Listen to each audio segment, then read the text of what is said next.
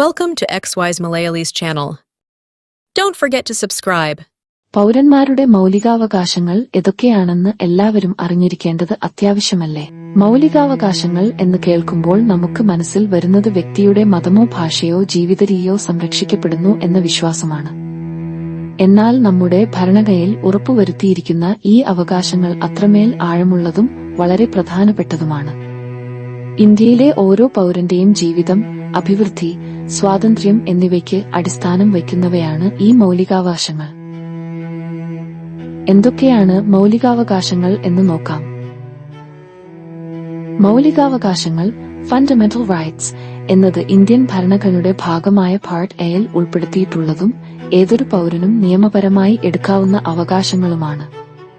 ഒരു ഡെമോക്രസിയിൽ ഉൾപ്പെടുന്നതിനാവശ്യമായ മനുഷ്യാവകാശങ്ങൾ നിയമപരമായി പരിരക്ഷിക്കപ്പെടുന്നു.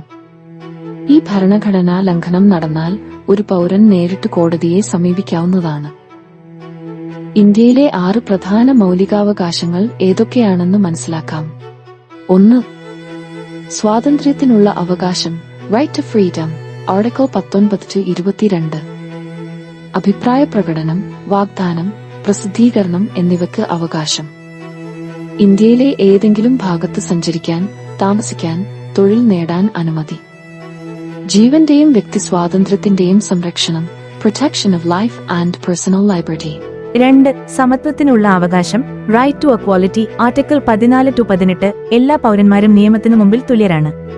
ജാതി, മതം, ലിംഗം, ജന്മസ്ഥലം മുതലായ കാര്യങ്ങളിൽ അടിസ്ഥാനമാക്കി വിവേചനം നിരോധിക്കുന്നു. പൊതുസേവനങ്ങളിൽ എല്ലാവർക്കും തുല്യ അവകാശം. 3. മതവിശ്വാസ സ്വാതന്ത്ര്യത്തിനുള്ള അവകാശം, right to freedom of religion, article 25-28. ഏതെങ്കിലും മതം വിശ്വസിക്കാനും അതുപ്രകാരമുള്ള കർമ്മങ്ങൾ അനുഷ്ഠിക്കാനുമുള്ള സ്വാതന്ത്ര്യം. മതത്തിന്റെ അടിസ്ഥാനത്തിൽ പൊതുവിദ്യാഭ്യാസത്തിൽ വേർതിരിവ് വരുത്തുവാൻ പാടില്ല. 4. സാംസ്കാരിക വിദ്യാഭ്യാസ അവകാശം, cultural and educational rights, article 29-30. ഓരോ വർഗത്തിനും സ്വന്തം ഭാഷ, സംസ്കാരം സംരക്ഷിക്കാൻ അവകാശം. ന്യൂനപക്ഷ വിദ്യാഭ്യാസ സ്ഥാപനങ്ങൾ സ്ഥാപിക്കാൻ സ്വാതന്ത്ര്യം.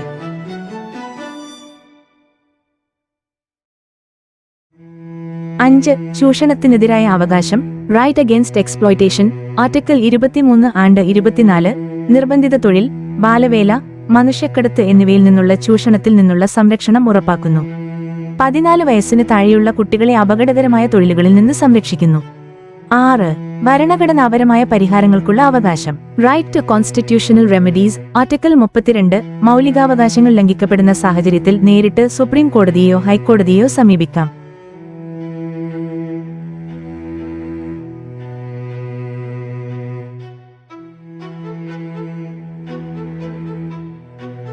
മൗലികാവകാശങ്ങൾ എങ്ങനെ പ്രായോഗികമാക്കാം? നമുക്ക് നമ്മുടെ അവകാശങ്ങളെപ്പറ്റി അറിഞ്ഞിരിക്കണം. എന്നാൽ മാത്രമേ അത് ലംഘിക്കപ്പെടുമ്പോൾ പ്രതികരിക്കാൻ കഴിയുകയുള്ളൂ. വിദ്യാർത്ഥികൾക്ക്, തൊഴിലാളികൾക്ക്, ന്യൂനപക്ഷങ്ങൾക്ക് ഓരോരുത്തർക്കും തങ്ങളുടെ അവകാശങ്ങൾക്കായി പ്രവർത്തിക്കാം.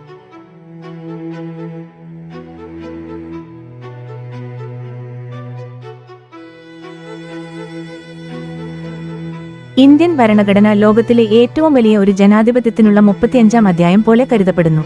ഓരോ പൗരനും ഈ അവകാശങ്ങൾ മനസ്സിലാക്കി അതിനുവേണ്ടി നിലകൊള്ളണം.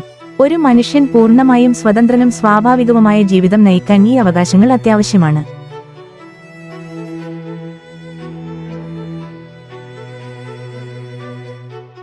പൗരന്മാരുടെ മൗലികാവകാശങ്ങൾ എന്താണെന്ന് അറിഞ്ഞാൽ മാത്രമേ നാം അതിനുവേണ്ടി നിലകൊള്ളാൻ കഴിയൂ. നമ്മുടെ സാമൂഹിക ജീവിതം, വിദ്യാഭ്യാസം, മതം, തൊഴിൽ, അഭിമതം എന്നിവയൊക്കെ തന്നെ ഈ അവകാശങ്ങളിൽ അടിസ്ഥാനമാക്കിയാണ് ഇരിക്കുന്നത്. അതുകൊണ്ട് തന്നെ ഓരോ പൗരനും അവയെക്കുറിച്ച് അറിയുകയും അവ സംരക്ഷിക്കപ്പെടുന്നുണ്ടോ എന്ന് അവലോകനം ചെയ്യുകയും വേണം. നമുക്ക് നമ്മുടെ അവകാശങ്ങൾ അറിയാം. അതിലൂടെയാണ് നാം കൂടുതൽ ശക്തരാകുന്നത്. Thank you for watching. Hello, hey.